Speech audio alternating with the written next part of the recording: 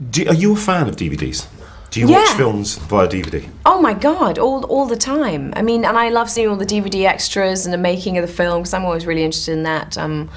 But I like that element of being able to sit at home and watch a film and lose yourself for a few hours. Cool. And you buy a lot? You're, you know, looking for old films maybe that you've heard about? I do. Oh, I have a lot at home. I have a huge collection at home. Yeah, so I think it is important to collect films because these films last forever and they imprint themselves upon you. And what I love is that now you can get DVDs of really old films. You know, I just watched It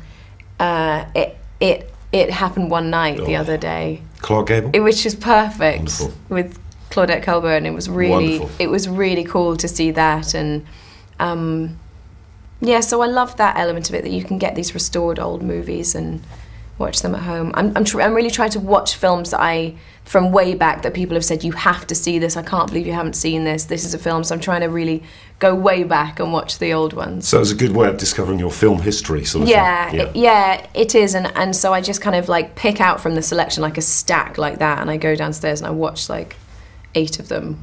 Now it's early, but do you know whether we can expect any sort of extras for this, The Wolfman, on DVD? I don't know, actually. I'm not sure what they'll do. I'll probably do the making of. I think that there was a lot of behind-the-scenes footage going on, cameras going, so I think that'll be cool for people to see really how this film was made, because it was less special effects, it was far more happening in the moment, and people can really be there and see what it was like for us working with it. Because the best part was that I wasn't working with a green screen, I was working with an actual Wolfman, and so I think that will be exciting for people to be able to see really what the process of what went on.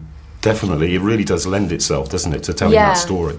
Yeah, very much. What was it like, I mean, for you, non-makeup, as it were, working with somebody like Benicio who was going through this sort of process, had to prepare to look like he did? I felt so sorry for him. Did you? Yeah, I felt bad for him because it's like 4 or 5 hours in makeup to get ready. And he always said that was the best part because you can see it transforming, it's changing, something's happening, you're moving forward, but at the end of the night when he has to take it off, that's agony because it's 2 hours of sandpapering this prosthetics of his face. That poor guy, he needed a good facial after that. Oh boy. I know. Are you a fan of the genre? I mean, presumably you are because you joined this one. No, that's not really why I wanted to do the film. I mean, I wouldn't say I am a fan of horror, even though I appreciate the older films, the 40s Lon Chaney monster films, because they're much more reminiscent of those classic ghost stories that, you know, your grandpa might tell you or something like that, and there's something nostalgic about watching those films, I think. But I don't really appreciate the slasher films of today about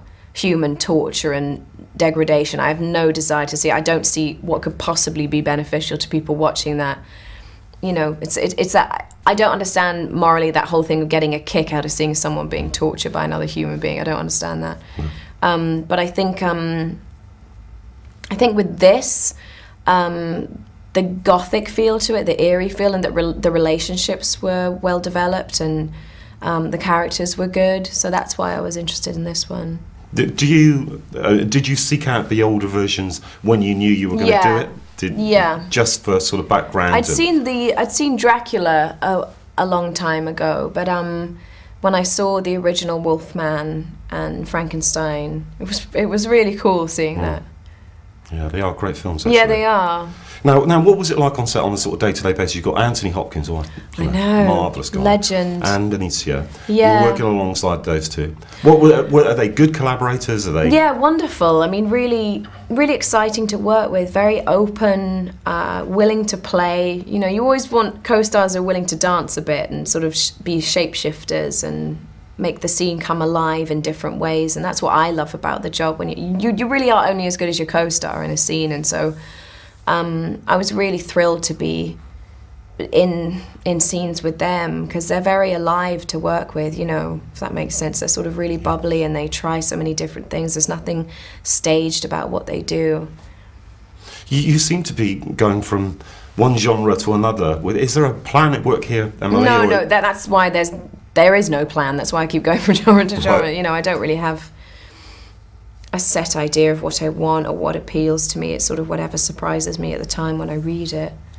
So it literally, a script comes in, you read it, if it appeals, if it works, you think, yeah, why not? I think, and I don't often know quite why I've responded to it. I can't usually crunch numbers on what it is I really like about it. I just say I love it and I don't know why I want to do it, but I think I'd like to do it, and it's usually quite a visceral reaction to it. Cool, it's clearly going well. Oh, thank you.